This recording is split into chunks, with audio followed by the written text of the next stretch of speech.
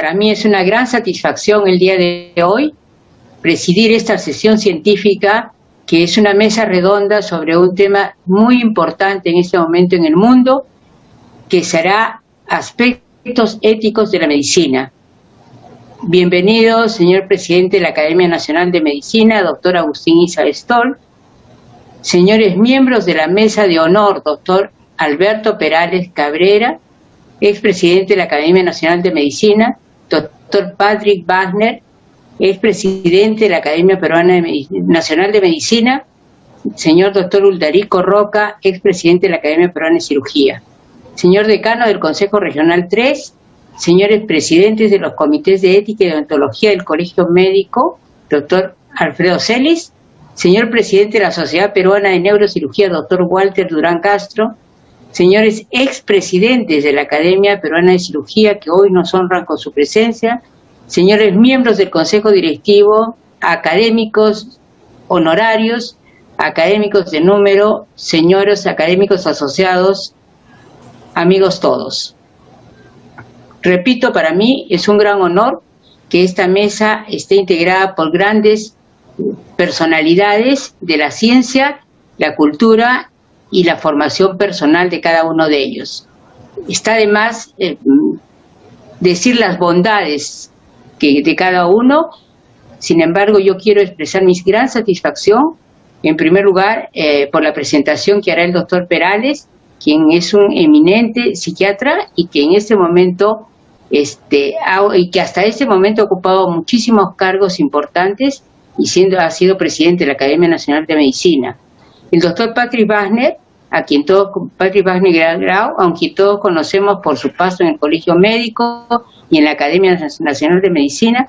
Doctores, muy buenas noches y una mención especial a nuestro moderador, el doctor Uldarico Roca Fernández, quien es expresidente de la Academia Nacional Peruana de Cirugía. Es una cosa muy breve que voy a tomar unos minutos muy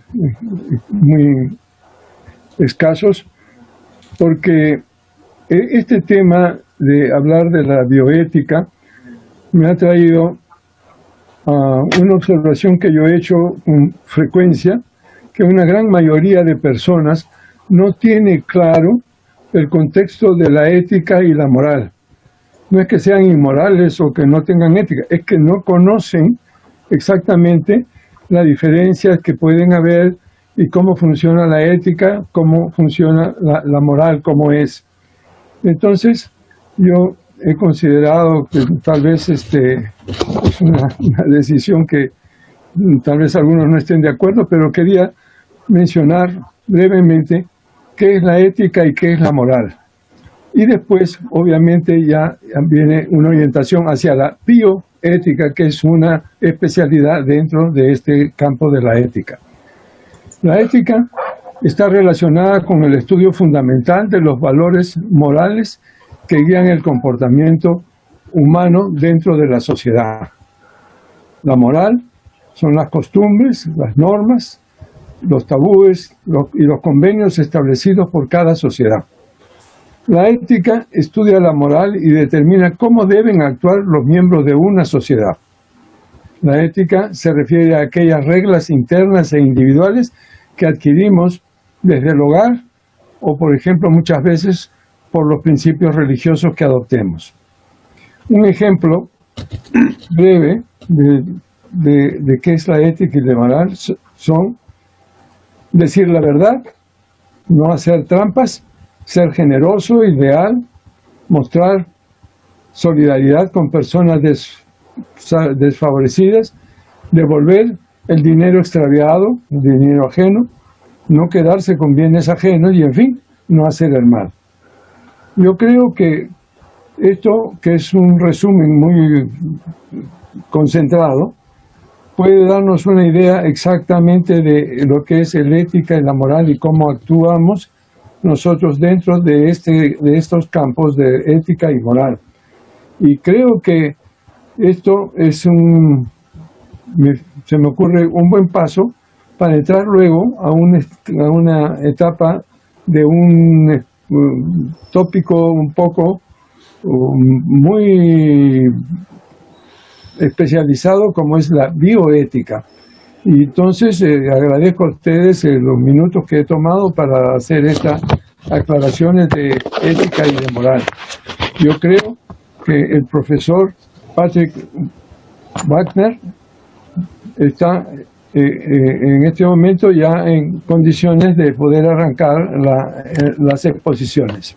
Buenas noches, señora presidenta de la Sociedad Peruana de Cirugía, señora secretaria permanente de la Sociedad Peruana de Cirugía, doctora Zanera Solís, señor doctor Ularico Roca, nuestro moderador, paz presidente de la Sociedad Peruana de Cirugía. Para mí es un enorme honor participar esta noche en este simposio, en esta mesa redonda, sobre un tema en el cual hemos trabajado algo desde hace algunos años, que es justamente, como decía el doctor Roca, la bioética o la ética de la vida. Lógicamente, esa ética de la vida aplicada al ser humano, o sea, una ética, digamos, humana, una ética humanista. Muy bien, si me pasa la primera diapositiva, por favor. De acuerdo, doctor. Si podemos pasar la próxima diapositiva. Acá tenemos entonces una escultura de Hipócrates, el padre de la medicina, que es lo que se ha conservado, digamos, como figura, digamos, de esta figura epónima que es Hipócrates. La próxima, por favor. Y ahora entonces hablemos de la bioética clínica o bioética humana. Esta es la gran definición de bioética, ética de la vida humana. Fíjense ustedes, esta definición es muy completa. Bioética es la disciplina que intenta promover un comportamiento adecuado a la dignidad del ser humano, en cuanto el ser humano es persona, en los diversos profesionales de la salud, de acuerdo con la tabla de valores, la tabla axiológica son los valores, los grandes valores de la medicina, que rige a las relaciones entre las personas. Fíjense ustedes que en esta definición hay 4 grandes columnas, 4 grandes fundamentos, que las hemos destacado en negrita. Primero, la bioética es una disciplina. ¿Qué significa disciplina? Desde el punto de vista justamente exacto, o sea, desde el punto de vista conceptual que le queremos dar. La palabra disciplina viene de discipline, viene de dicere. Dicere significa en latín aprender. Así como docere significa enseñar, docente, doctor, doctrina, discente, disciplinado, disciplina, o discípulo, significa todo lo que se aprende. La bioética, entonces, es justamente algo que se aprende permanentemente, igual que cualquier otro campo de la medicina. Es, por lo tanto, una disciplina evolutiva que se va enriqueciendo con el tiempo y que se va, digamos, va desarrollando junto con la ciencia para apoyar a la ciencia en aquellas cosas, en aquellos elementos, aquellas cosas que la ciencia de la cual la ciencia no se ocupa, que justamente la parte humanista, la parte ética, la parte fundamentalmente, digamos, humana y humanitaria de lo que la ciencia está descubriendo. Entonces, esta disciplina dinámica intenta promover un comportamiento adecuado a la dignidad del ser humano, que es un concepto absolutamente fundamental, la dignidad del ser humano. ¿Qué entendemos por dignidad? ¿Qué cosa es la dignidad realmente cuando hablamos de la dignidad del moribundo, la dignidad del no nacido, etcétera? La dignidad hoy día, o la palabra o el concepto de dignidad tiene que ver hoy día con los valores, con lo axiológico. Y en el fondo, o sea, en realidad, la dignidad representa todos aquellos valores endógenos o internos que configuran al ser humano. Esos valores endógenos internos del ser humano tienen 2 grandes características para llamarse dignidad. No son comparables con otros, ni son intercambiables por otros, ni comparables ni intercambiables. Al revés de los valores, al contrario de los valores externos o exógenos, como por ejemplo los valores materiales, que son exógenos, que sí son comparables y sí son intercambiables. Y así, por ejemplo, cualquier valor material, el valor de una casa, por ejemplo, puede ser comparado con el valor de 4 o 5 automóviles y podemos entonces intercambiar una casa por los automóviles si nos da la gana porque están al mismo plano, en la misma dimensión. Pero no podemos de ninguna manera comparar la dignidad de una persona con una casa o intercambiar 4 automóviles por la dignidad de una persona. Están en otro campo totalmente distinto, en otra dimensión totalmente diferente. Estas dimensiones endógenas o internas que configuran la dignidad del ser humano son justamente no comparables y no intercambiables, son únicas y pertenecen a la persona, el otro gran campo de la bioética. Acuérdense que la palabra persona viene de personare, en latín, que significa resonar, y se llamaba persona inicialmente a una máscara que los actores y las actrices se ponían en el teatro romano, en Roma, en el Imperio Romano, para hacer resonar su voz. En aquella época no existían los parlantes, no existían los micrófonos, los espacios eran muy amplios, la acústica era muy mala, entonces por lo tanto el actor o la actriz que salía, digamos, al escenario tenía que usar una máscara para que realmente pudieran escuchar su voz o se pudiera escuchar su voz en todo el ámbito del teatro. Inicialmente se llamó persona solamente a la máscara, pero pasando el tiempo se fue llamando persona al actor o a la actriz que salía provisto de su máscara. Y cuando salía el actor o la actriz se decía, ahí viene la persona. O sea, la palabra persona se fue humanizando, pero humanizando solo en el ámbito, en el campo del teatro. Y así fue que en el siglo III de nuestra era, un filósofo cristiano de aquella época fue el primero que llamó persona al ser humano, porque consideró que los seres humanos, que el ser humano es la máscara de resonancia de la voz divina en el mundo. Gracias al ser humano que es máscara, la voz del universo, la voz de lo infinito, de lo absoluto, de lo eterno, resuena hasta en el último rincón del universo. Y por lo tanto, persona fue realmente sinónimo de ser humano, pero solo del ser humano, porque somos, según la filosofía cristiana, según el pensamiento cristiano de esa época, y que después ha quedado, digamos, ya totalmente establecido, el único ser humano el único ser que puede ser persona es justamente el humano. Y el cuarto gran concepto es el concepto de profesionales, en los diversos profesionales de la salud. Y aquí viene otro gran concepto de la bioética. ¿Quién es profesional? Profesional es quien profesa, profesar en latín. ¿Y qué significa profesar? Igual que profesor, ¿no? ¿Qué significa profesar? ¿Qué significa ser profesional? Profesar significa dar todo de sí, todo lo que uno tiene como esencia en aquello que realiza. O sea, el profesional o el profesor, el buen profesional, el buen profesor, da lo que tiene, su vivencia, sus experiencias, su inteligencia, su memoria, su capacidad, su voluntad, todo lo entrega en su profesión. Y por lo tanto, profesa de verdad, profesar, porque realmente está dando todo lo que es. Y acá viene la gran diferencia ética entre el profesional y el técnico. Evidentemente, lo técnico es muy importante en cualquier profesión. Acuérdense que la palabra técnico proviene del griego teknos, que significa arte, o significa hacer, arte que se hace. El buen técnico hace las cosas muy bien, las hace con mucho arte, pero no necesariamente profesa, no necesariamente da todo de sí, todo lo que tiene en aquello que hace. No es entonces realmente un profesional. Y así podemos tener muy buenos técnicos, excelentes técnicos, pero sin embargo que pueden no ser buenos profesionales, que no tienen, digamos, la capacidad de profesar, porque no es lo suyo. En cambio, el profesional que da todo de sí, a pesar de que a lo mejor no tiene tanta técnica, sin embargo sí es realmente un profesional de alto nivel, por ejemplo, o adecuado porque es una buena persona. Entonces, los profesionales o el profesional, especialmente médico, tiene que ser necesariamente una buena persona. Porque si profesa su bondad también, todo lo que es. En cambio, un técnico podría no ser una buena persona, porque no es profesional. Y esto es fundamental en la bioética. Los profesionales somos primeros buenas personas cuando somos buenos, y entonces somos buenos profesionales también. En cambio, un buen técnico puede ser excelente técnico, pero no necesariamente una buena persona, y por lo tanto no un profesional, no realmente un profesional. Y ese es un elemento absolutamente fundamental hoy en bioética. Y así tenemos 4 grandes conceptos en la definición de bioética: disciplina, dignidad, persona y profesional, que son las 4 grandes columnas que van a sustentar la bioética, o la ética de la clínica, o la ética humana, la ética clínica también se llama, o la bioética clínica.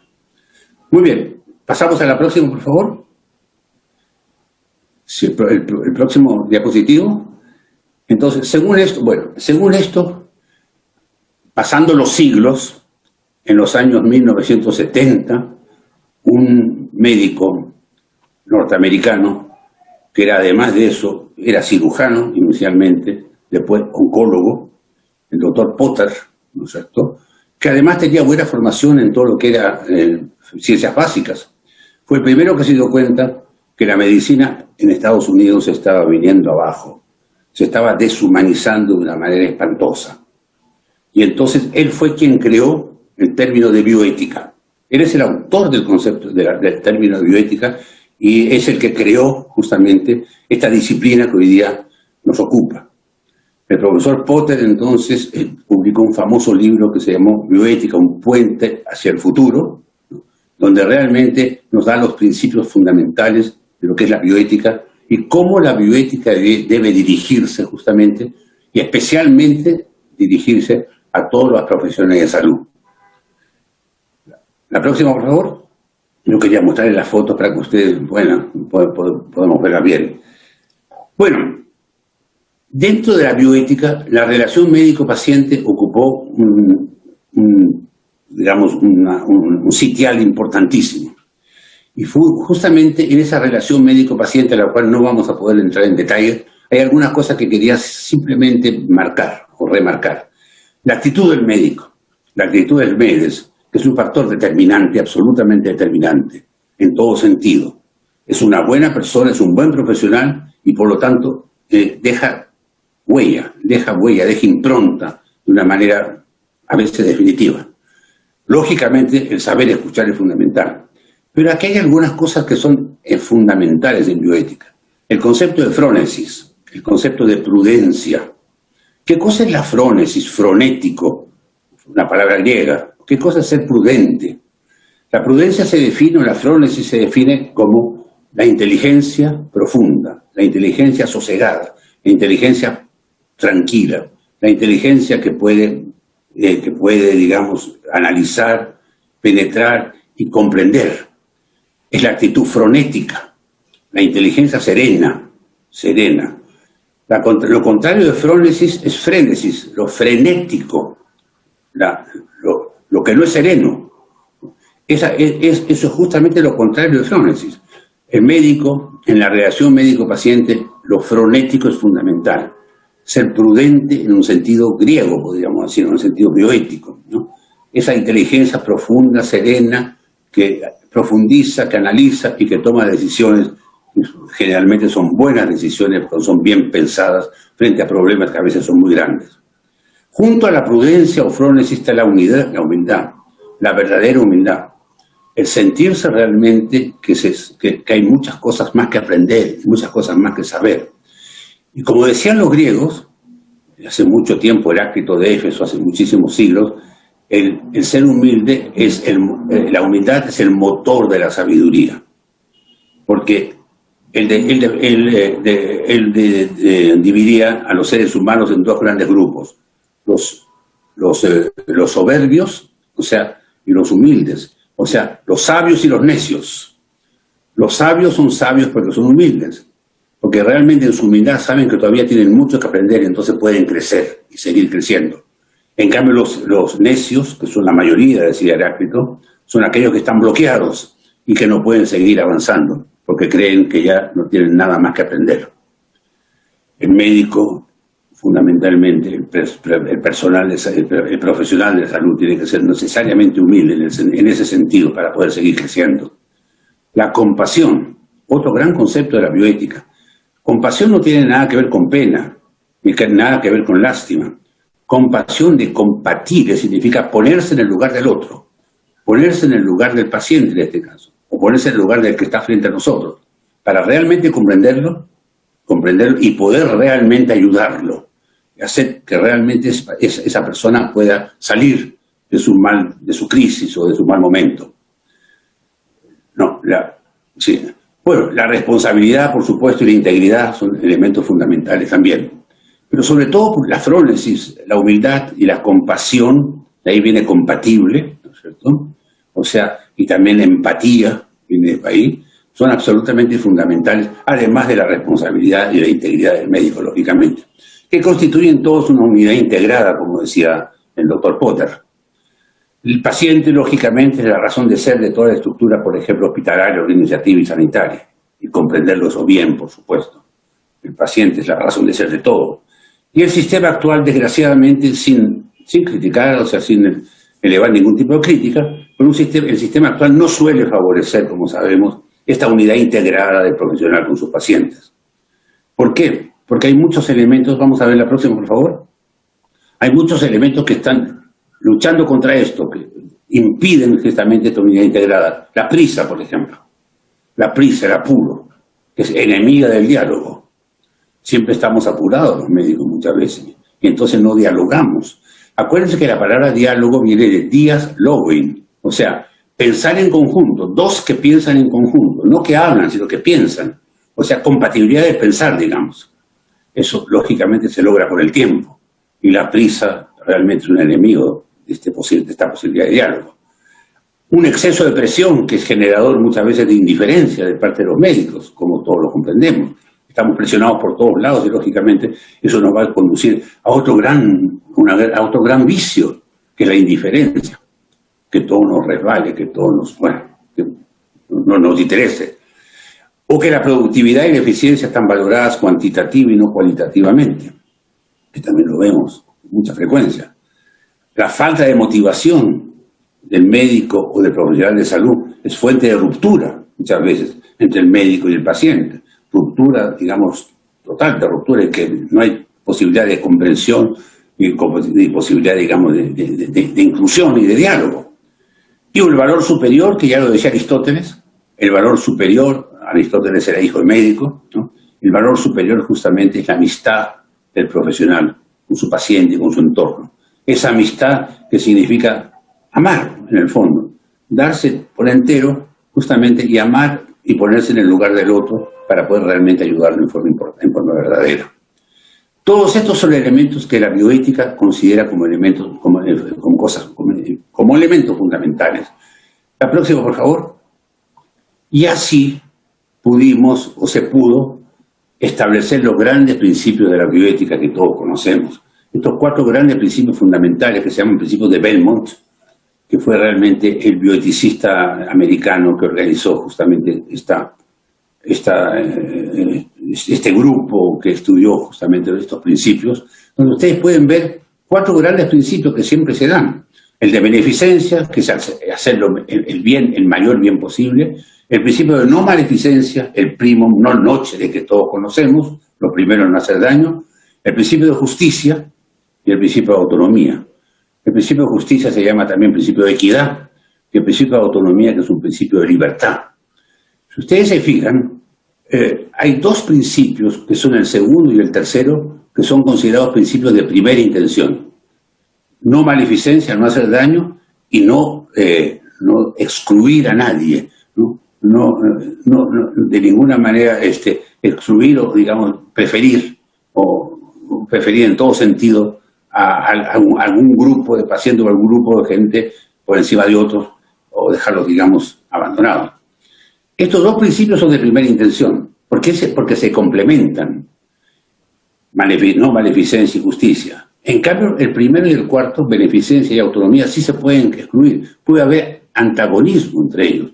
La beneficencia, hacer el bien, podría ser contraria a la autonomía, o sea, respetar la libertad del paciente. Y había algunos casos dramáticos que también nosotros conocemos, donde este antagonismo queda muy bien manifestado. Imagínense ustedes, por ejemplo, un testigo de Jehová que llega con una hemoglobina de 2 a una emergencia. Según el principio de beneficencia estaríamos obligados a transfundirlo, pero según el principio de autonomía no podríamos transfundirlo de ninguna manera. O sea, hay una oposición violenta a veces entre los 2 principios. Y por lo tanto, el principio de beneficencia y de autonomía muchas veces se consideran como principios de segunda intención. Los segundo y el tercero son principios de primera intención y el primero y el cuarto son principios de segunda intención, siendo los cuatro absolutamente fundamentales. El principio de justicia, por ejemplo, originó una nueva especialidad de la medicina. O sea, es uno de los ejemplos donde un principio ético o de bioética forjó o formó o hizo nacer una nueva especialidad médica. Me explico, hace muchos años, unos 40, 50, 60 años en Europa, sobre todo en el norte de Europa, lógicamente no se decía, pero sí se hacía, ¿no es cierto? Se consideraba al anciano como una persona, digamos, de menor valor, entre comillas. No se decía, pero cuando había, por ejemplo, un joven y un anciano al cual había que salvarle la vida, y había un solo respirador, por ejemplo, ¿no es cierto? Un solo resucitador, y había estas dos personas que estaban, digamos, necesitando lo mismo, lógicamente se prefería al joven y se dejaba al anciano, digamos, a su suerte. Esto se consideraba casi normal cuando uno de los bioeticistas primeros europeos, un bioeticista alemán en su momento, señaló que esto era realmente un horror, una enormidad, y que el anciano tenía tanto derecho como el joven a ser salvado, digamos, a ser salvado su vida. Y así nació la geriatría. La geriatría nació justamente del principio de justicia, de no excluir a las personas, a los adultos mayores, ¿no? Que son realmente tan importantes como cualquiera. Muy bien, pero todo esto tiene que ver con la persona y su dignidad. Y el famoso principio filosófico de Kant, el gran filósofo alemán, nos dice que la persona es lo único que es un fin en sí mismo, y jamás un medio para lograr otro fin que no sea la misma persona, por la dignidad de la persona. Y ahí nació el concepto de respeto a la persona. La palabra respeto viene del latín respicere, que significa admirar, mirar, venerar. O sea, el respeto es la admiración por un ser humano, porque es persona, y porque es persona digna, porque tiene dignidad. Y esto es fundamental en bioética. Tenemos entonces el concepto de persona, el concepto de dignidad y el concepto de respeto, que son tres conceptos que se dan la mano y que se relacionan íntimamente entre sí. La próxima, por favor. Si podemos ver la próxima.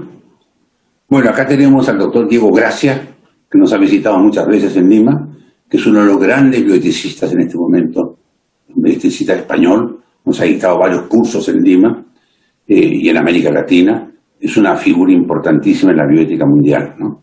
Él es endocrinólogo de formación, ¿no?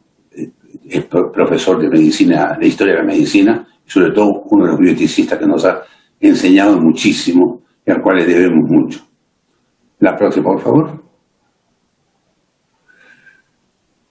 Y vamos a un tema que nos aflige, la deshumanización de la medicina, que no es solamente en el Perú, por supuesto. Quizás en el Perú estemos un poco mejor incluso. En Estados Unidos y en los países del primer mundo es dramático. Acá hay algunos factores. ¿Cuáles son los principales factores? Algunos de ellos. Hay deshumanización en los diversos campos de la actividad humana. Ya lo vemos en política, en economía, en relaciones internacionales, etc. ¿Por qué la medicina va a estar al margen? La medicina también sufrió el tema o el impacto de la deshumanización.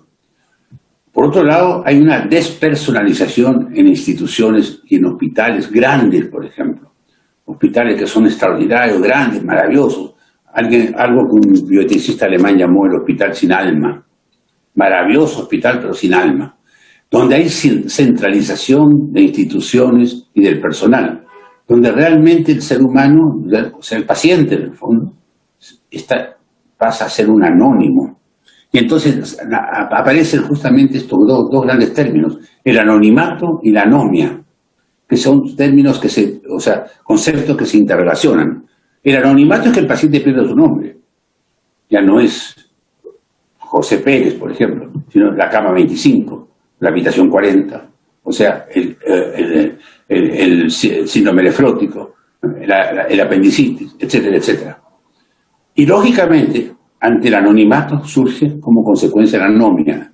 O sea, la no sensibilidad, el no compromiso, esa es la palabra, el no compromiso, justamente. Yo me comprometo con un ser humano que tiene nombre y apellido, pero no me comprometo con el número 13, no me comprometo con la capa 44, ¿no? Anonimato y anomia, que son justamente hijos de una despersonalización en grandes instituciones, en hospitales mayores, lógicamente, lo que él decía, el hospital sin alma, o sea, sin espíritu. La próxima, por favor. Y hablando de la deshumanización, la burocracia, donde los intereses de los profesionales de salud, la burocracia es necesaria, por supuesto que es necesaria, pero a veces es tan exagerada porque los intereses de los profesionales de salud son mucho más importantes que de los enfermos.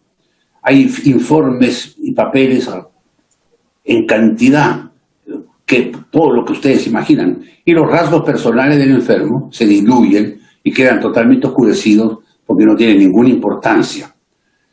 Y se hizo un estudio muy interesante hace algunos años en un hospital de Madrid, el Hospital Ramón y Cajal, que se llama también el Piramidón, donde se mostró, que todos los días a la cama de un enfermo pasaban 25 personas diferentes, que a ese paciente le preguntaban de todo, qué seguro tenía, cuántos hijos tiene, por qué tiene este seguro y no el otro, cuándo vence su seguro, mil cosas. Preguntas de todo tipo, pero ninguno le preguntaba cómo se siente usted, ¿está usted contento? ¿Necesita usted algo? Cero. Una burocracia deshumanizante, lógicamente. En un hospital enorme, que es una ciudad universitaria, una ciudad hospitalaria, el famoso Hospital Ramón y Cajal en Madrid, en el centro de Madrid. La tendencia secular de la atención profesional, donde la búsqueda del lucro es lo único que importa, exclusiva. El lucro no es malo, el lucro es necesario, pero no puede ser lo único, no puede ser lo más importante, no puede ser lo más de todo. El paciente se da cuenta, lógicamente, por supuesto. Entonces la palabra exclusiva es la que van ahí. Y efectivamente el lucro exclusivo es deshumanizante de todas maneras. La próxima, por favor. Fíjense, la excesiva profesionalización y excesiva especialización de los profesionales, lógicamente, en este caso de los médicos, donde las capacidades técnicas están muy por encima de las humanas o personales. Entonces, el paciente va a consumir tecnología. O sea, acá hay esa idea de que mientras más técnico uno sea, menos humano o menos humanista o menos ético podría ser. Los grandes profesionales técnicos, entre comillas, son aquellos a los cuales la bioética no les interesa, o les interesa muy poco. Algunas ideologías deshumanizantes, que todos conocemos, que la atención de salud es más un privilegio que un derecho, cuando no es verdad, no es un privilegio, es un derecho. Pero sin embargo el paciente a veces lo trata como si fuera un privilegio. O que ciertas enfermedades, felizmente ya no existe esto, pero existió, que ciertas enfermedades son moralmente irreprensibles, como fue el caso del SIDA en su momento. Yo he vivido en el Hospital 2 de Mayo, ¿no?, que había pues toda una separación o toda una resistencia a tratar pacientes con SIDA, estaban totalmente separados de los otros, se les consideraba gente que merecía lo que les pasaba, ¿no? Este está bien hecho, no lo decían claramente, pero este realmente se merece lo que tiene, ¿no? Lógicamente esto ya no existe. O que el enfermo terminal es un paria, enfermo terminal que ya no hay nada que hacer por él. Acuérdense que la palabra terminal ahora en bioética no se acepta, pero antes sí se decía. El enfermo terminal simplemente es un paciente que molesta, se pasaba a visita y decía, todavía está vivo, todavía no se muere, ¿no?, como diciendo que hasta cuándo va a molestar, ¿no? Cuando más necesitaba alguien, un paciente o su familia, la atención de un médico o la atención de una enfermera incluso, que cuando menos la tenía. La próxima, por favor. Otra cosa que también es deshumanizante, nosotros los médicos nos creemos, las facultades de medicina muchas veces nos forman mal en ese sentido. somos omnipotentes, somos los mejores, somos los que todos podemos. Y efectivamente en los grandes hospitales ocurre que el médico es tan importante, tiene tantos compromisos, tiene tan poco tiempo, que el paciente no puede, digamos, contar con él para hacer, doctor, quiero preguntarle algo, no, en este momento no puedo ir. Nunca tiene tiempo. Él tiene que ir a conferencias, tiene que ser una persona tan importante, varios otros, que todo el mundo lo llama, etcétera, etcétera. Entonces, ¿a quién acude el paciente? Acude a la gente mucho menos profesional, al barchilón, a la técnica, a la que limpia el piso, o al paciente de la cama al lado. Y esos que no son profesionales valiosos, esos son los que ayudan al paciente. En cambio, el gran médico, el gran profesional, el personaje fundamental, ese no ayuda a nada, y no sirve para nada, no sirve para nada. Entonces uno se pregunta, tanta prosapia, tanta importancia, para nada. Yo fui testigo en el Hospital Rebagliati, en 2 oportunidades, de cómo un paciente se suicidó, tirándose por la ventana, porque nunca pudo conversar con el médico. Nunca pudo conversar con el médico y contarle su problema. Y también fui testigo de un paciente que, como no podía hablar con el médico, hablaba con el vecino de la cama, o de la vecina. Y esa vecina le salvó la vida. O sea, evitó que se suicidara. Entonces uno se pregunta, entonces, ¿para qué? ¿Para qué? Los médicos somos los mejores, los potentes, los mejores del mundo, etcétera, etcétera. Ese soberbio nos hace mucho daño.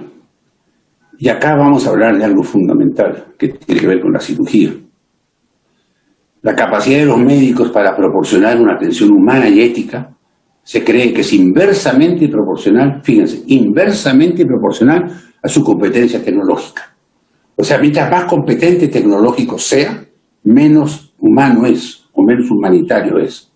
Y que aquellos que son humanos, generosos, que son dadivosos, buenos, ¿no?, que ayudan, esos son los menos capacitados, los menos técnicos. Y esto pasó dramáticamente con un cirujano cardiovascular de primerísimo valor, de primerísima importancia en Estados Unidos. El profesor Michael DeBakey, a quien todo el mundo conoce.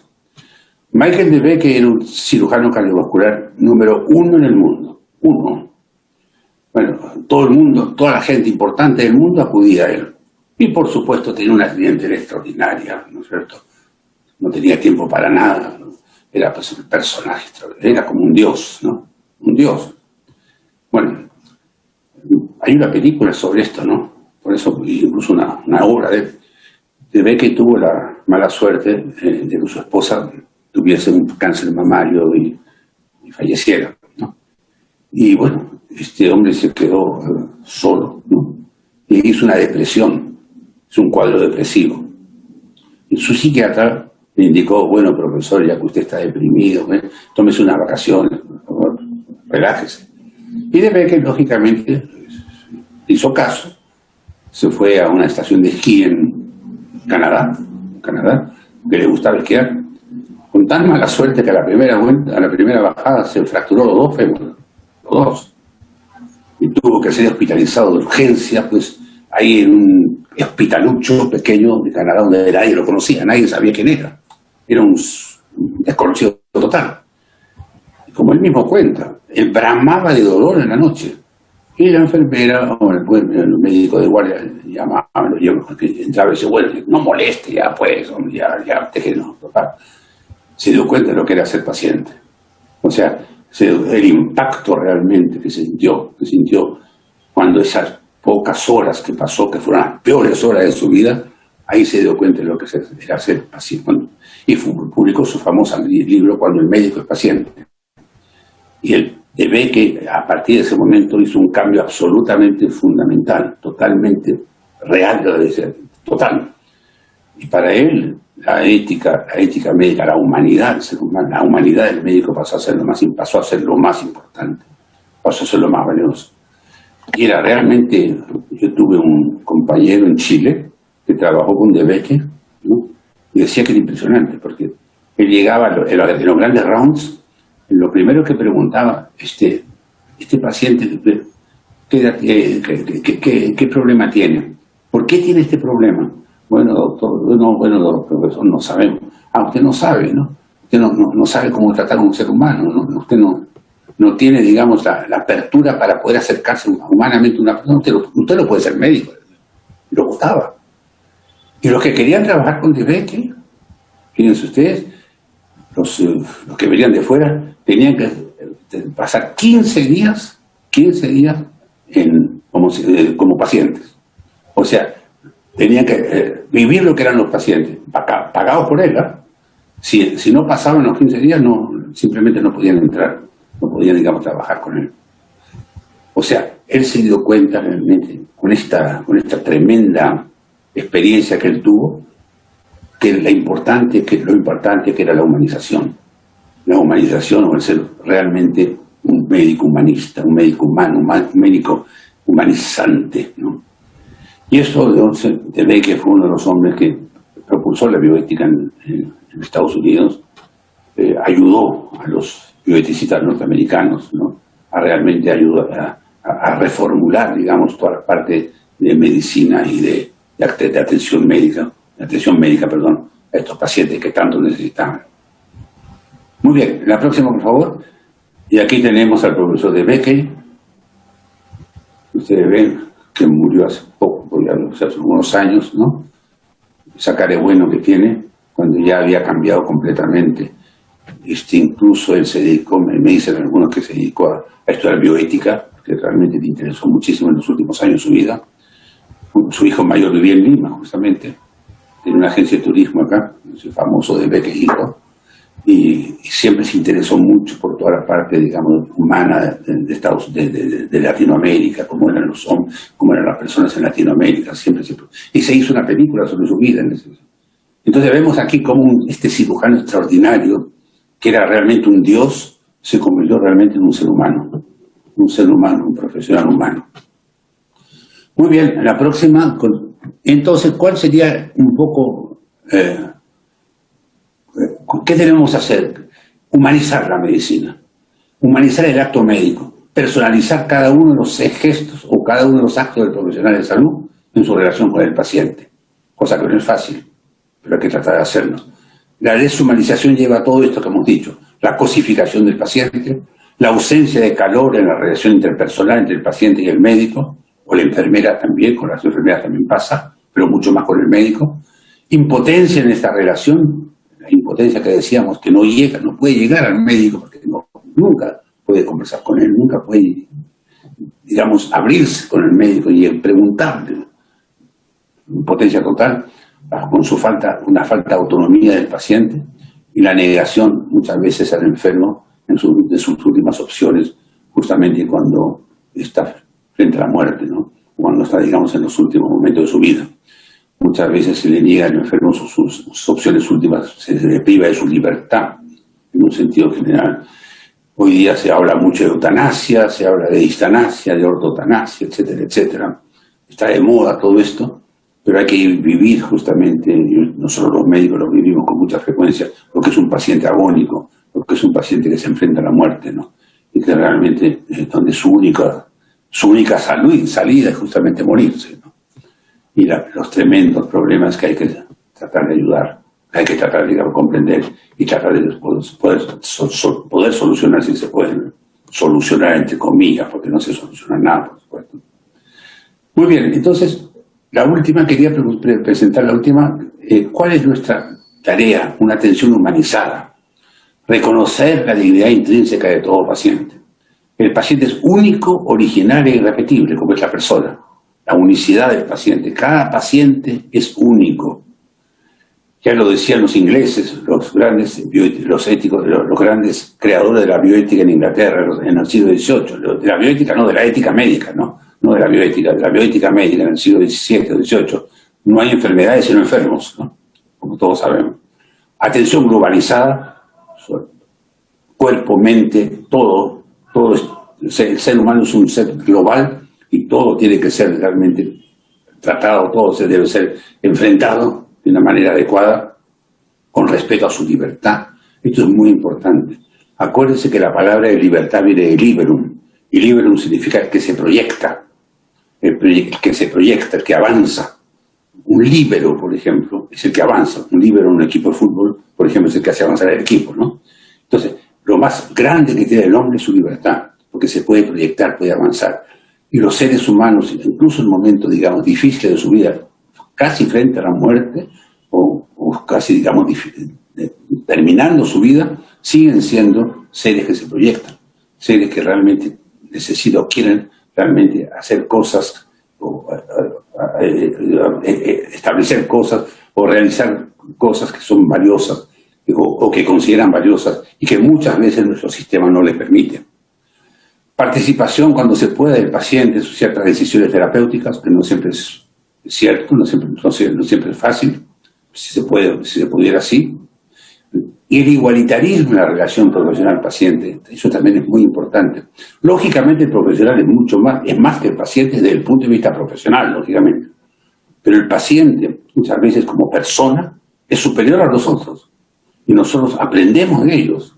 Aprendemos, digamos, de los valores que un paciente tiene. Pacientes como valores como la prudencia, como la paciencia, como la tolerancia, etcétera. Nosotros nos aprendemos de ellos. O sea, hay un igualitarismo en la relación, esta relación a nivel personal del profesional con su paciente.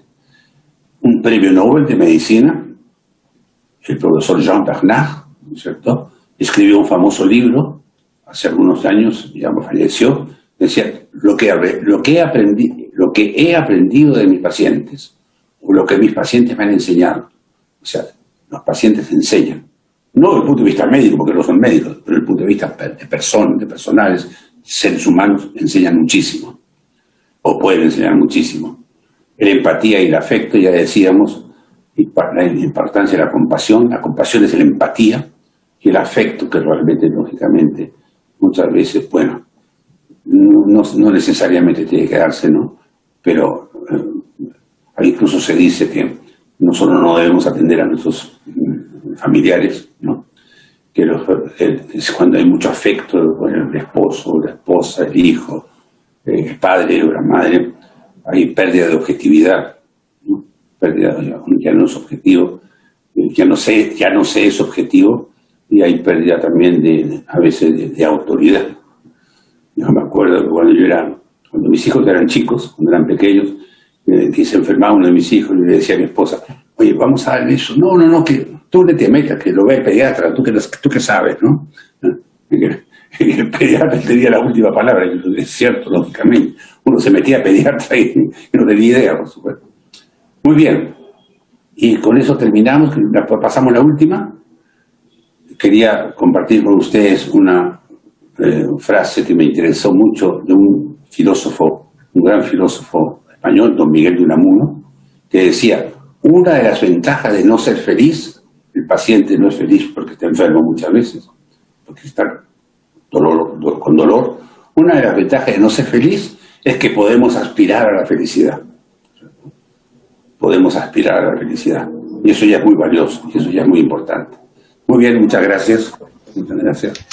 En primer lugar, un respetuoso saludo a la Academia Peruana de Cirugía, en las personas de sus miembros más destacados, la presidenta doctora Azucena Dávila, la secretaria general, la doctora Zarela Solís, y la suerte de compartir la mesa con el doctor Uldarico Roca, ampliamente reconocido en su campo.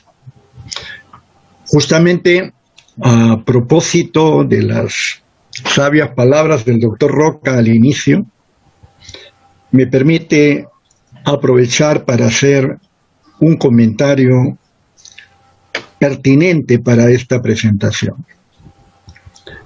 Y también, como siempre, seguir aprendiendo de mi colega, el doctor Patrick Wagner, quien alivia mi trabajo al haber presentado los aspectos fundamentales de qué cosa es la medicina y también el perfil de qué cosa es ser un buen médico.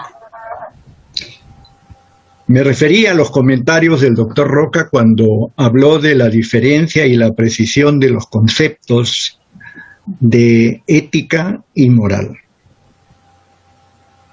a lo cual lo único que quiero agregar es que tanto la ética como la moral son rasgos fundamentales que caracterizan y convierten al Homo sapiens en un ser humano y particularmente en una persona. Es la ética, la espiritualidad del ser humano, las características que lo distinguen de otras especies vivas. Pero también es importante recordar que, si bien es cierto, todos nacemos como Homo sapiens, no todos somos seres humanos desde que nacemos. Este es un largo proceso en el cual la sociedad nos modela al perfil de ser humano que la sociedad aspira a tener como miembro, en teoría. No es fácil lograrlo, pero muchos Homo sapiens llegan al final de ese proceso convertidos en personas, es decir, seres íntegramente morales y con valores éticos. Pero hay muchos otros peruanos, en nuestro caso, que por diversas circunstancias sociales, económicas, etcétera, etcétera, no culminan el proceso. Y por lo tanto, tenemos muchas veces dificultades, quejas respecto a su conducta. Y no es porque no quieran seguir el bien, es sencillamente porque no pueden hacerlo. Vale la pena tener este concepto muy claro, porque, como lo ha dicho bien el doctor Patrick Wagner, se resume en una frase con la cual también quisiera terminar esta presentación en su momento, que para ser un buen médico hay que ser una buena persona. Y esa buena persona, fíjense ustedes que subrayamos el término persona, es aquella que ha completado ese ciclo de desarrollo moral y ha dejado de ser un individuo de la especie Homo sapiens para convertirse en una persona humana. Como los médicos deben ser buenas personas para ser buenos médicos, es obvio que primero tienen que ser personas. O sea, tienen que haber completado su desarrollo moral. De ese modo, por lo tanto, aquí nos planteamos una pregunta fundamental que corresponde a la educación médica y a la responsabilidad de la universidad en el siglo XXI. Porque ya a estas alturas, que estamos viendo todo lo que pasa en la humanidad, en donde vemos por todas partes que cada vez encontramos menos personas, tenemos una gran responsabilidad los que somos profesores universitarios.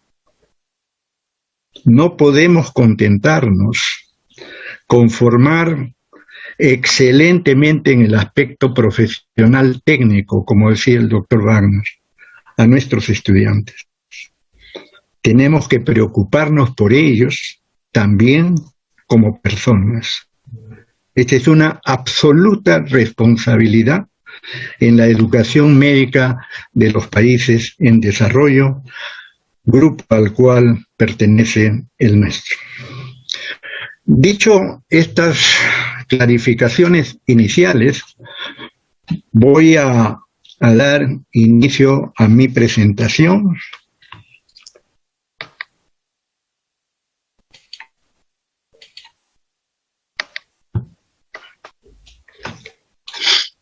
Y señalar que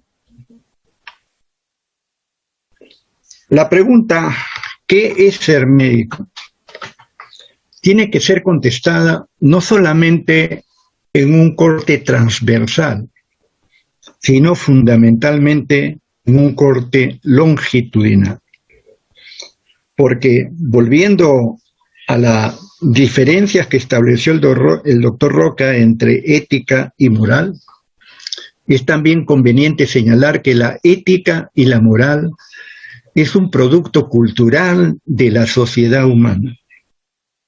Y por lo tanto, tenemos que aceptar, como Aristóteles decía, que la ética es situacional. Y es obvio que corresponde también a la época en la cual nosotros hemos vivido y nos hemos formado. Por lo tanto, a pesar de que hay valores universales, las maneras de entenderlos, interpretarlos y sobre todo actuarlos varía de acuerdo no solamente a nuestro tiempo, sino también a nuestro espacio, histórico por un lado y económico por otro. Todas estas variables afectan el desarrollo moral de los seres humanos. Recordemos frente a esta pregunta entonces que vamos a emplear 3 elementos. Felizmente ya uno de ellos lo ha desarrollado el doctor Patrick Wagner con la sapiencia que nos tiene acostumbrados. Históricamente, ¿de dónde viene el ser médico? Luego, ¿cuál es el perfil del médico que la teoría exige?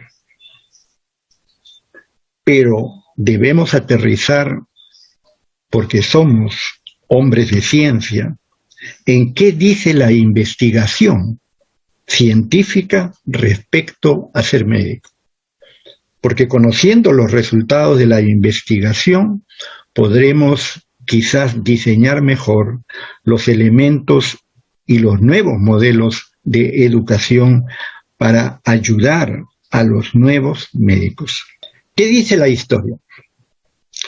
Recordemos que los médicos tenemos la gran ventaja de haber tenido una cuna no solamente de oro, sino del Olimpo. Nosotros venimos de dioses y los griegos adoraban a estos dioses. Recuerden ustedes la historia del dios de la medicina de Asclepio y cómo Asclepio, siendo hijo del dios Apolo, el dios Apolo, mirando hacia la tierra en una oportunidad, detecta a una mujer que lo afecta de manera tan decidida que, sabiendo que no debe vincularse a un ser humano mortal, sin embargo, lo hace. Y para poder evitar asustar a Coronis, la mujer escogida, se tiene que convertir en un cisne que la acompaña en sus baños acostumbrados en un lago especial. Aprovecha de la oportunidad en que ella está durmiendo y la embaraza. Cuando vuelve al Olimpo, deja a su amada bajo el cuidado de un cuervo. Y este cuervo tiene la obligación de informarle todo lo que pueda estar ocurriendo en la tierra.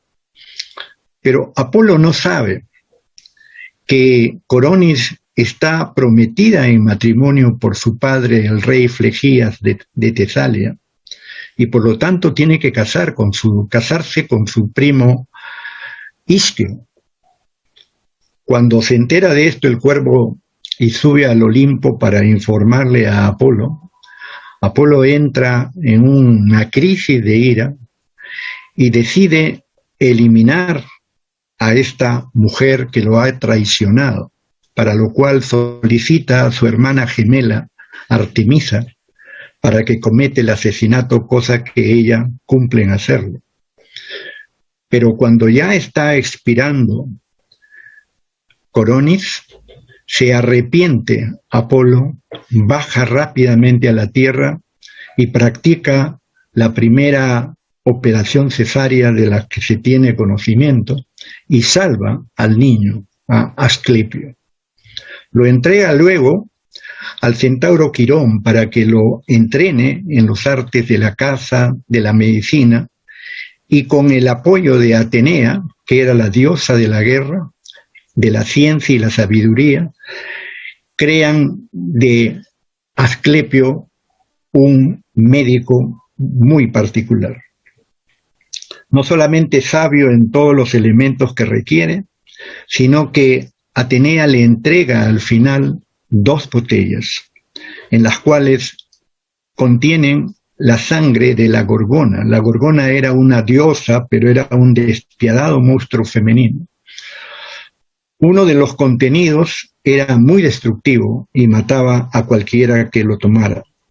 El otro, por el contrario, era capaz de resucitar a los muertos.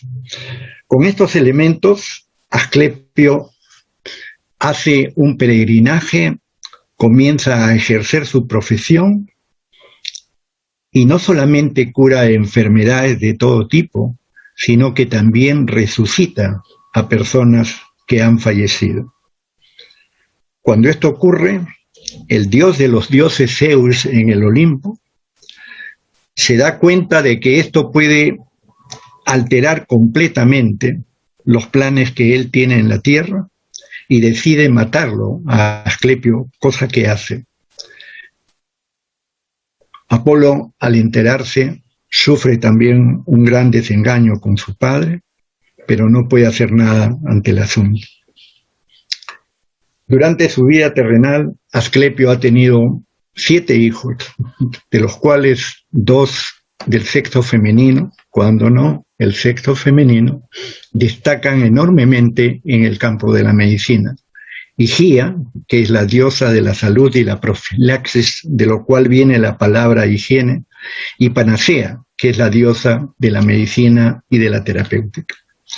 Entonces, recordemos que este nacimiento de nuestra profesión tiene pues una vinculación con un universo mucho mayor que el que nosotros frecuentamos en nuestro planeta. Posteriormente, no son los médicos específicamente los que tienen fama en curar enfermedades, sino son los chamanes, los brujos, los curanderos. Recuerden ustedes que la palabra chamán viene del idioma tungush, que se practica en Siberia, y que significa el que sabe. Pero si revisamos las características del trabajo del chamán, verán ustedes que son no solamente muy parecidas a las del médico, sino que en algunas líneas lo superan. Porque aquel que haya tenido la oportunidad de ver trabajar a un chamán o a un curandero con sus pacientes, verán ustedes el arte particular que tienen para poder establecer una relación emocional, humana, profunda de amor, lo cual les da un poder enorme sobre lo que la paciente va a sentir respecto a su intervención. Sin embargo, nuestra profesión médica, gradualmente y bajo la presión de la sociedad, va a ir formando un médico profesional con características ya más humanas y no tan deificadas. Últimamente, como también lo ha señalado claramente el doctor Wagner, el desarrollo tecnológico y la influencia, sobre todo, de terceras partes comerciales en el campo de la salud, vienen contribuyendo a generar una percepción social deshumanizada de la medicina.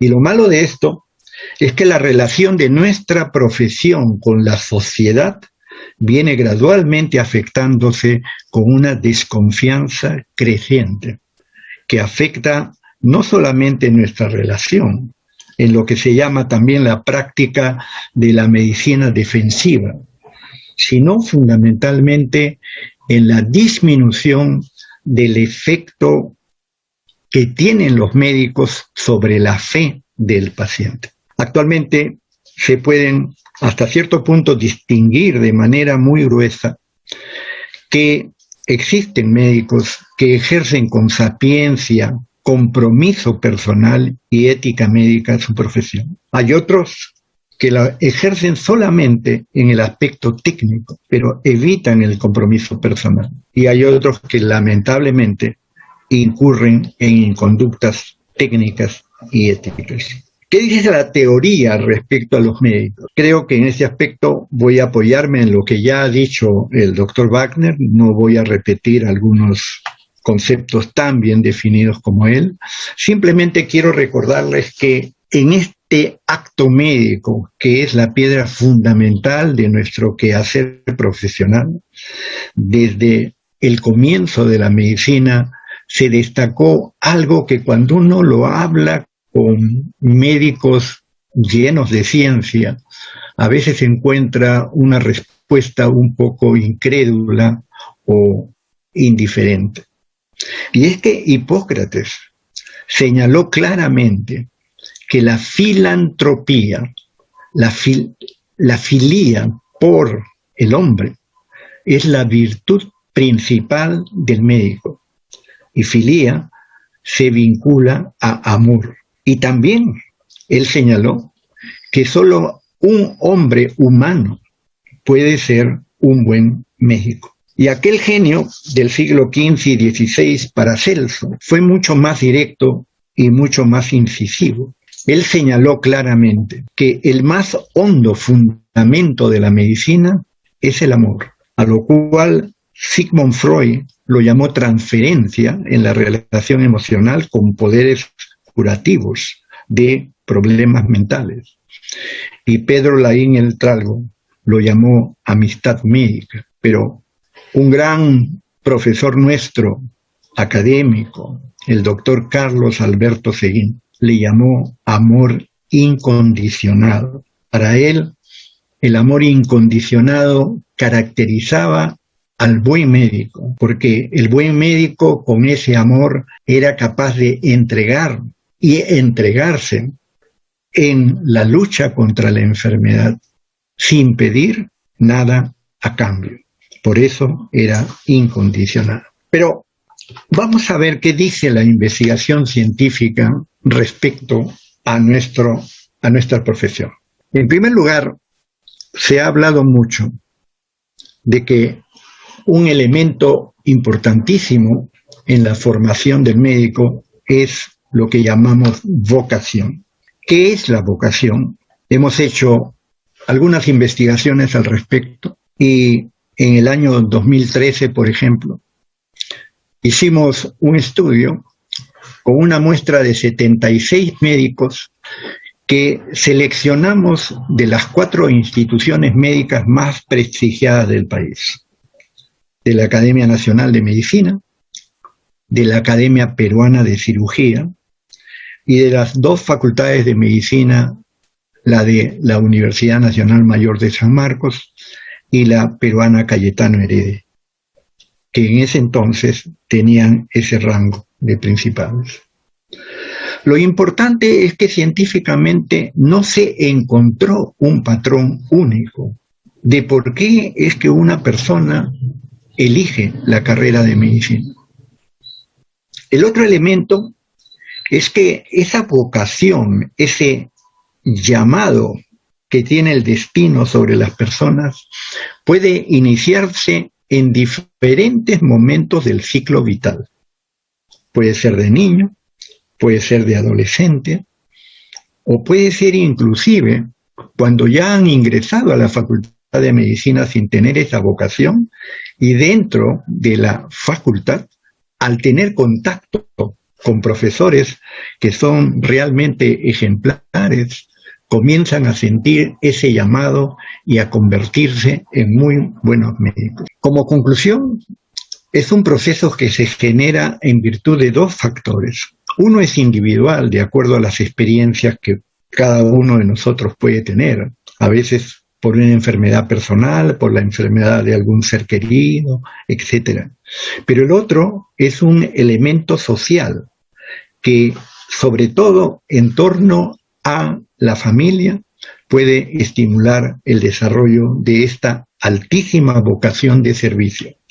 Esta vocación de servicio es una característica fundamental en la profesión médica. Hicimos otro estudio para ver cuáles eran las características de la vocación quirúrgica. Y ahí también solicitamos particularmente a miembros de la Academia Peruana de Cirugía y a las 2 universidades, facultades de medicina mencionadas anteriormente. Algo muy importante en ver y señalar la importancia del contacto humano entre profesores y alumnos, actualmente muy afectados por la pandemia y la orientación virtual que están siguiendo las universidades, es que los que se sienten atraídos hacia la cirugía, el 17.5% estuvo asociado a una alta influencia familiar, donde habían padres o tíos cirujanos. Pero la mayoría,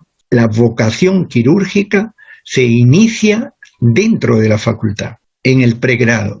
Muchas veces por la buena formación que reciben en el curso respectivo, pero fundamentalmente por la posibilidad de conocer a cirujanos docentes paradigmáticos. Esta vinculación humana con estos profesores ejemplares actualmente, obviamente, va a estar en riesgo. Y la otra característica típica del cirujano, que pudimos encontrar de una manera bastante clara, fue que el verdadero cirujano, el que tiene real vocación por la especialidad, experimenta un particular placer al realizar la actividad quirúrgica. No la siente como un trabajo, la siente como un placer del cual obviamente disfruta en los casos que acompaña el éxito y posiblemente sufre mucho cuando esto no es así. Pero nos olvidamos que los médicos son también personas y personas humanas. Y esto lo ha dicho un grupo de investigadores que resumen su trabajo señalando: mucho se ha escrito sobre el sufrimiento del paciente y su familia, pero poco se sabe sobre el sufrimiento del médico como persona. Y obviamente en nuestra profesión hay muchos riesgos, de los cuales con muy poca frecuencia las instituciones formadoras nos alertan. Por ejemplo, un gran riesgo es el poco tiempo para procesar el pesar por el sufrimiento y la muerte de un enfermo, o el estrés y las exigencias laboral y académica que disminuyen las horas de descanso, de hobbies y de reuniones sociales saludables. Algunos, frente al estrés de esta naturaleza, se tornan cínicos, fríamente técnicos y distantes, o comienzan a emitir conductas hipersexuales que pueden ponerlos en dificultades. Otros pueden utilizar mecanismos inconvenientes, como por ejemplo el uso de sedantes o de alcohol, o incurren en problemas interpersonales contra los propios colegas o el personal de salud. Y peor aún, importante advertirlo en la formación del médico, si el estrés se absorbe en su centro de trabajo y justamente por ser una persona justa que no quiere explotar ante personas que quizás él respeta, llega a la casa y explota en su propia familia, dañando a gente que él aprecia y quiere. La universidad no prepara al médico a enfrentar estos riesgos profesionales que se le van a presentar no solamente como médico, sino también como persona. Y obviamente ustedes conocen bastante bien qué cosa es el burnout o el síndrome de agotamiento. Y las investigaciones demuestran que son los médicos más compasivos los que suelen ser los más vulnerables al agotamiento emocional. Y que hay una mayor incidencia en los profesionales que se involucran en intensa relación emocional con sus pacientes. No importa que este sea un interno, un residente o un experimentado profesional. También hay estudios que señalan que los oncólogos y psiquiatras, por el tipo de paciente que tienen que atender,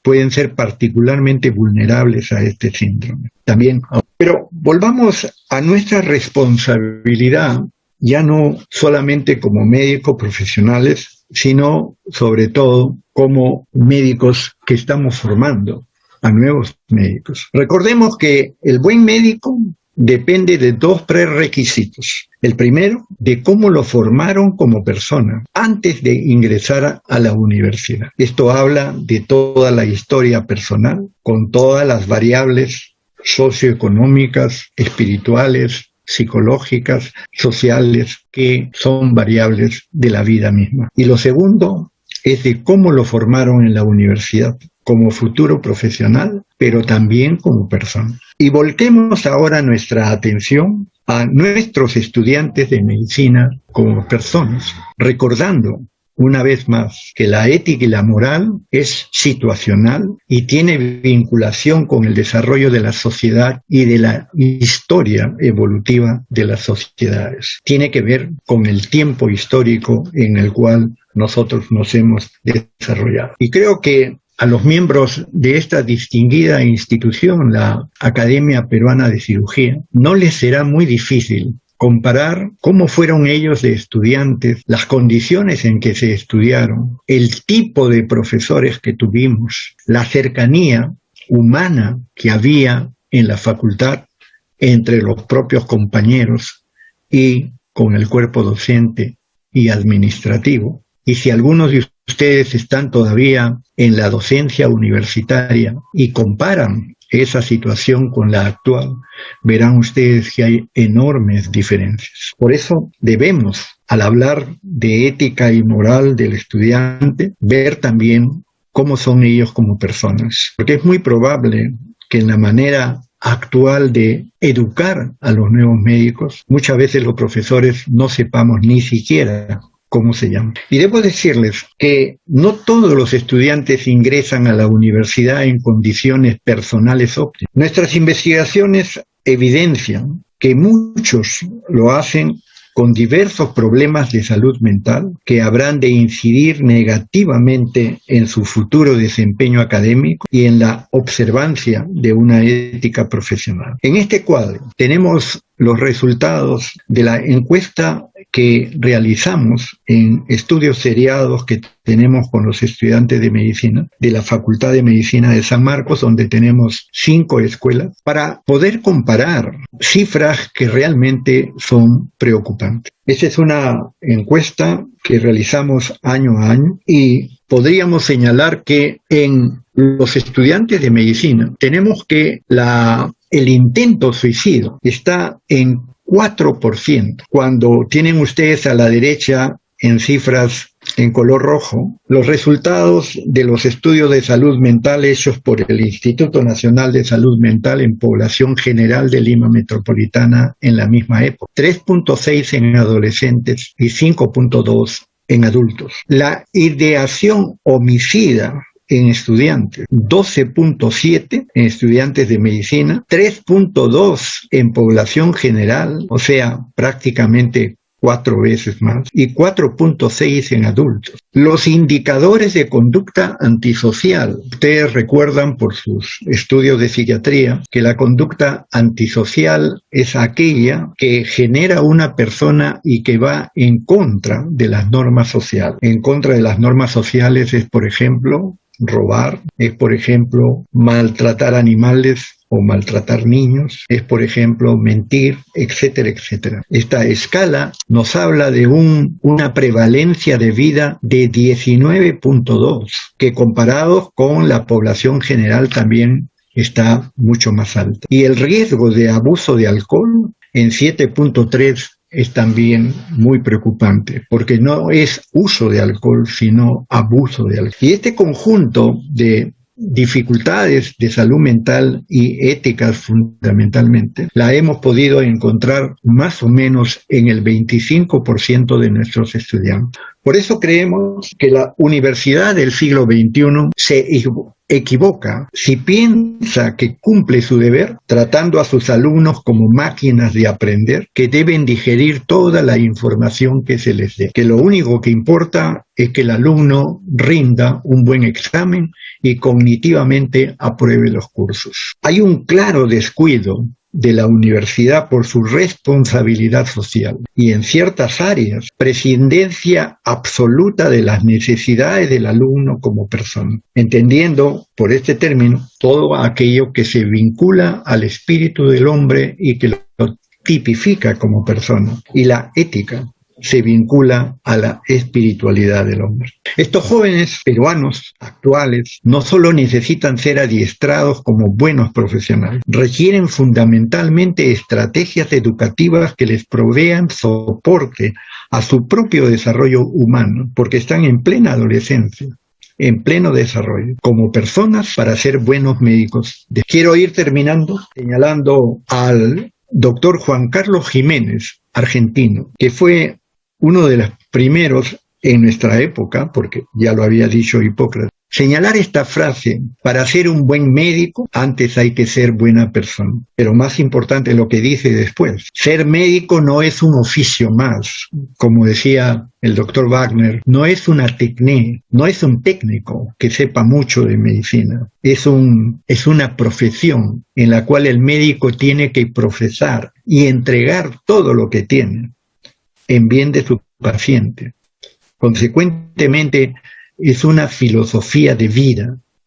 El que elige medicina no elige una profesión, sino una forma de vivir. Por eso termino señalando que es una responsabilidad científica y moral de nuestra generación, que como profesores, cuando fuimos alumnos, recibimos muchos de nuestros maestros, de nuestras instituciones, de nuestras facultades de medicina, y tenemos la obligación de devolverlo a las nuevas promociones. Considero entonces que tanto la Academia Peruana de Cirugía como la Academia Nacional de Medicina, instituciones ejemplares y líderes en la profesión médica, exentas de variables intereses personales, debieran ver la oportunidad de crear espacios para juntar esfuerzos en este sentido. Yo tengo la convicción de que nuestro actual presidente, el doctor Agustín Iza, es una de las personas con más experiencia en el área, pero con mucho interés también, diríamos, como persona, de lo que está ocurriendo en el campo de la educación médica. Creo que esta es una obligación científica y moral de nosotros. Por eso termino diciendo que la educación médica, como responsabilidad académica y social de la universidad del siglo XXI, debe centrarse en el estudiante como persona.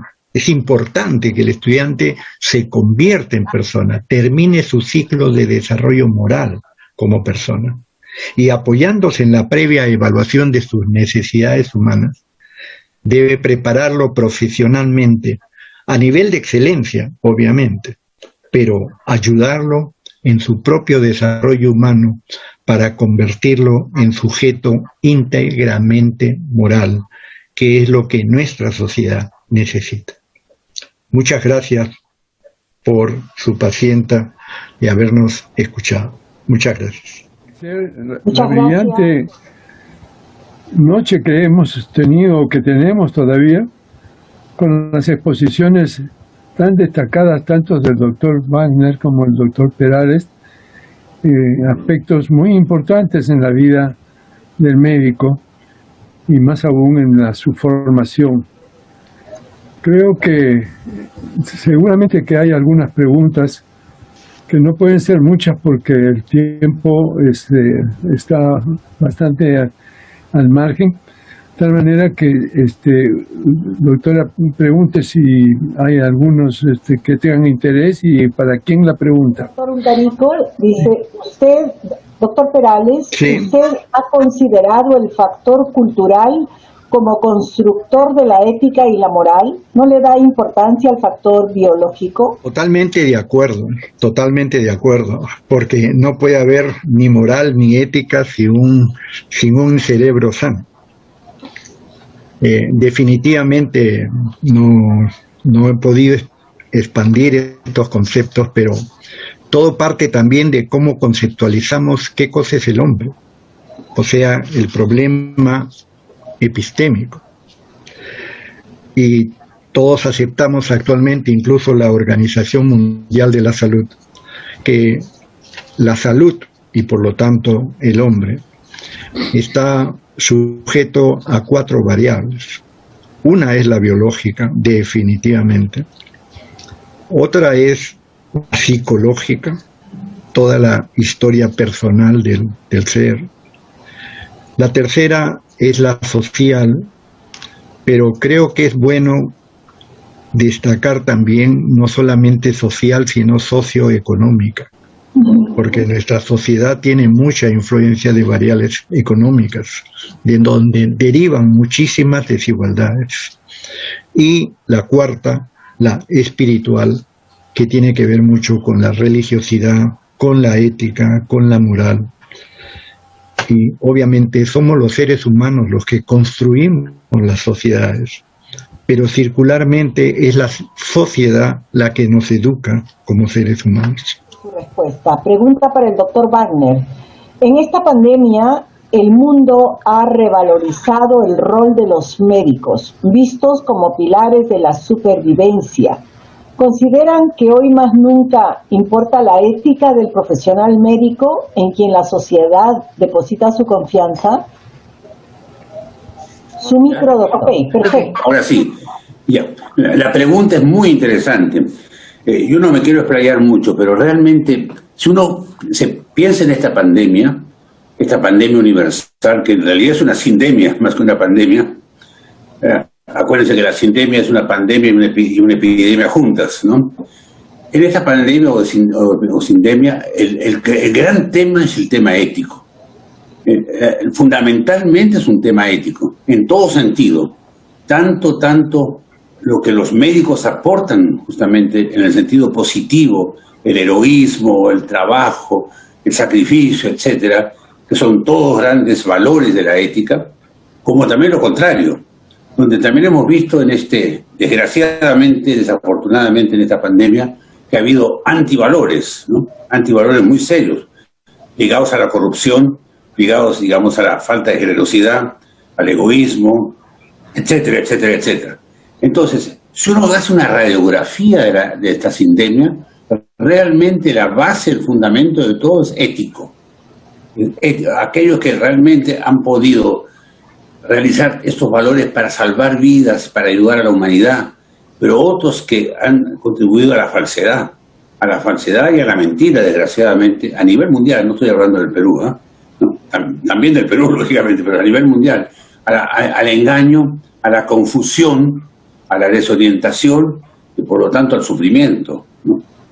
Por ejemplo, voy a poner solamente un ejemplo, las famosas fake news, o sea, las falsas noticias, ¿no? Lo único que hacen es desorientar y confundir, y entonces crean pues un ambiente humano de personas que están totalmente desorientadas, totalmente torturadas, ¿no?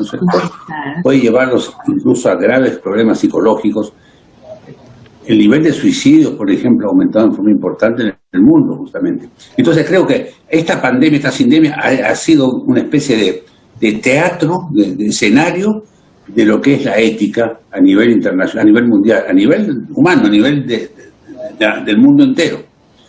Tanto en el sentido positivo como en el sentido negativo. Y los médicos han sido realmente los prohombres de la ética, porque realmente lo que han hecho, no solamente en el Perú, sino en tantas otras partes, lo que han hecho realmente es dar testimonio de valores, de amor a la humanidad. De amor a la humanidad, en el sentido, digamos, de generosidad, de entrega, de heroísmo, que verdaderamente ha prestigiado, yo creo, esa es mi opinión personal, ha prestigiado mucho más todavía la profesión médica. La ha enaltecido, la ha enaltecido como se merece. Doctor Wagner, gracias. El doctor Bogdovic pregunta al doctor Perales: ¿la enseñanza por competencias, que es el paradigma vigente, considera las actitudes como objetivo de la enseñanza?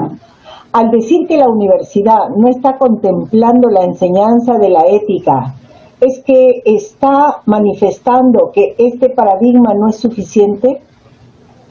Absolutamente de acuerdo. No es suficiente. Y no es suficiente porque la medicina es una profesión que se fundamenta en su vocación de servicio, pero vocación de servicio de las necesidades de la sociedad.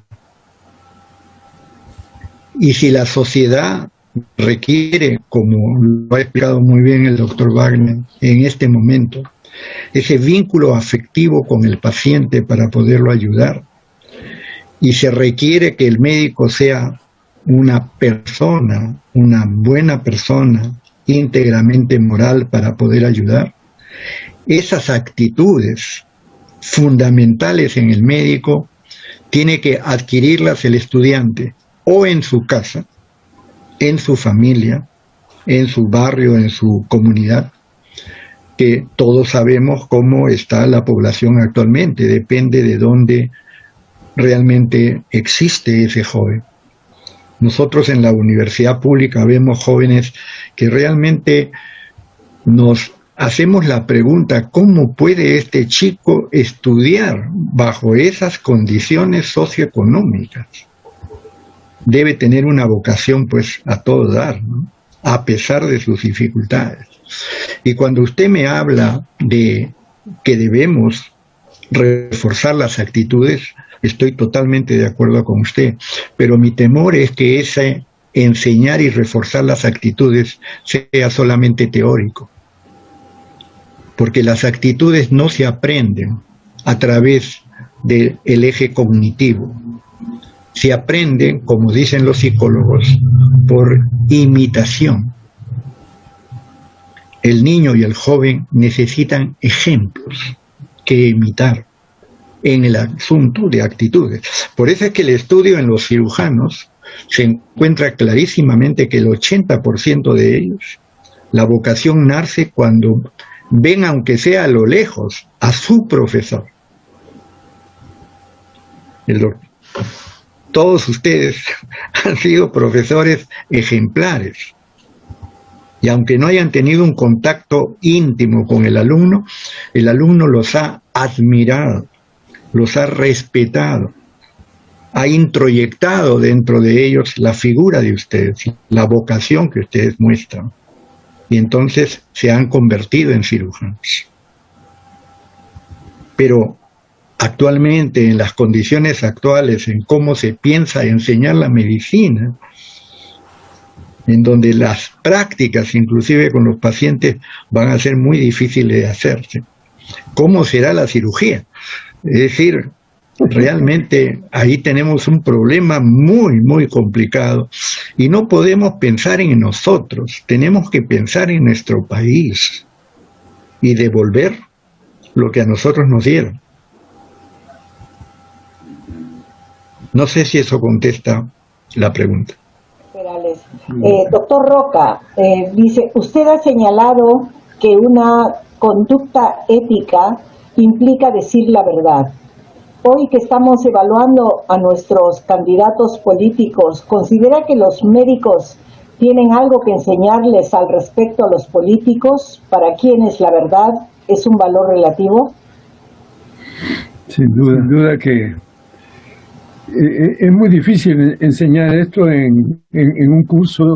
Esta es una manera de ser que requiere ciertas condiciones de las personas para tener un desarrollo ético y moral adecuado. Y para esto, el ambiente donde vive, donde desarrolla sus antecedentes familiares, en fin, hay varias cosas que influyen en cómo se desarrolla un profesional en una carrera larga, muy demandante, y que finalmente pues lo lleva a ser un profesional también el estudiante, y no tiene la formación de su casa, por ejemplo, entonces tampoco la tiene de la universidad, y después tenemos los problemas de los personales, de los profesionales. En fin, de vez en cuando aparecen las noticias en los diarios, pero hay mucho más que eso. Hay mucho muchos errores, muchas fallas de comportamiento que no se publican en los diarios, no salen felizmente en todas las publicaciones. Finalmente yo quisiera decir que felicito a la presidente de la academia porque ha hecho la selección de un tema muy importante como es el de la bioética y ha invitado a dos brillantísimos exponentes que nos han dado una demostración y nos han traído muchas cosas a la mente. Nosotros somos mayores, casi todos hemos sido profesores o somos profesores y hemos podido tal vez inculcar bastante de estas cosas porque hemos podido tener carreras largas y respetadas y apreciadas por la población y apreciadas por los propios colegas.